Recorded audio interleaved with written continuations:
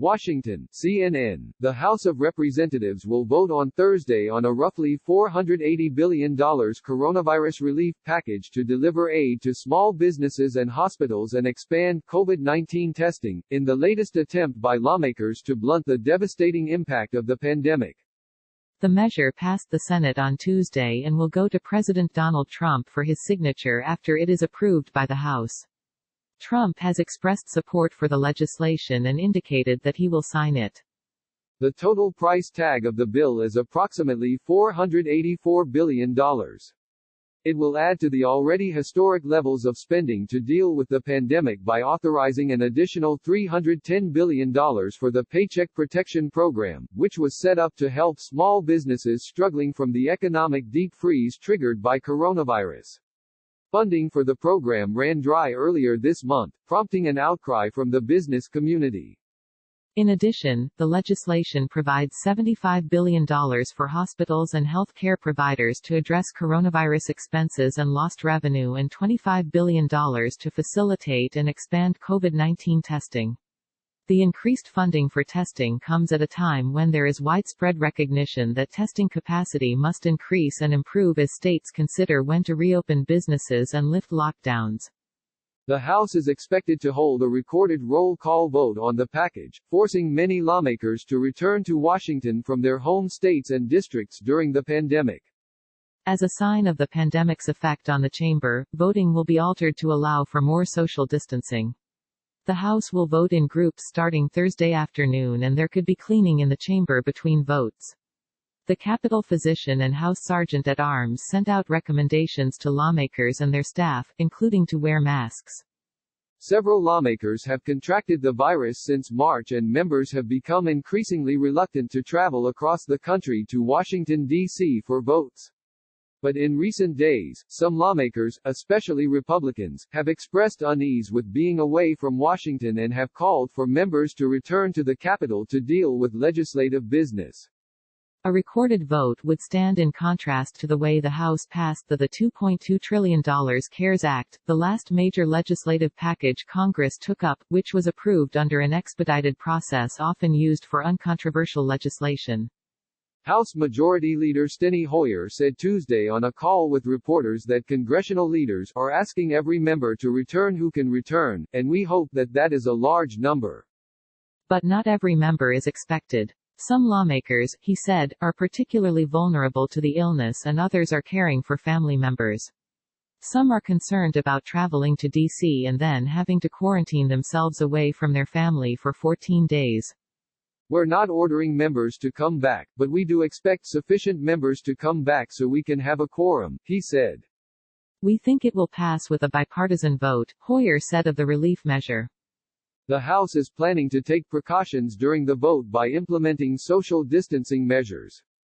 When members vote on the next round of coronavirus relief, House GOP leader Kevin McCarthy explained during a press conference on Wednesday there will be 9 different sections of members who will vote in specified time slots.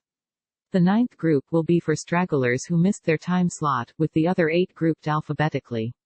Members will use specific doors to enter and exit and will social distance on the floor. House to vote on oversight panel Thursday. The House is also expected to vote on Thursday to set up a powerful new oversight committee with subpoena power to oversee the trillions of dollars of federal spending in response to the crisis caused by the coronavirus pandemic. The Democratic-led committee, which Republicans have resisted because they say it would be redundant, is expected to have broad power to oversee the historic level of U.S. spending to prop up the economy and combat the public health crisis. As Congress has enacted far-reaching and sweeping relief measures, lawmakers have also raised concerns over accountability and transparency of how they will be enacted and have called for oversight of the implementation of the legislation. In a letter to House Democrats explaining the decision to create the new committee, Pelosi wrote that its purpose is to ensure that the over $2 trillion that Congress has dedicated to this battle, and any additional funds Congress provides in future legislation, are spent wisely and effectively. The decision to vote Thursday to formally establish the committee was a shift in plans after lawmakers were initially not expected to hold the vote on Thursday and were instead expected to vote on a new rule to allow members to vote remotely during the pandemic.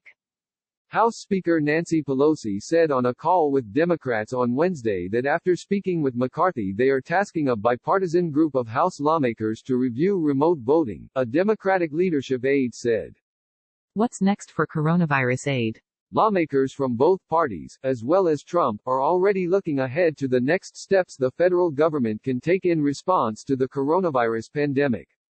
The president outlined some of his upcoming priorities in a tweet earlier in the week signaling his support for the latest legislative package. After I sign this bill, we will begin discussions on the next legislative initiative with fiscal relief to state, local governments for lost revenues from COVID-19, much-needed infrastructure investments for bridges, tunnels, broadband, tax incentives for restaurants, entertainment, sports, and payroll tax cuts to increase economic growth, Trump tweeted. Senate Democratic leader Chuck Schumer predicted on Wednesday that there will be a big, broad, bold COVID-4.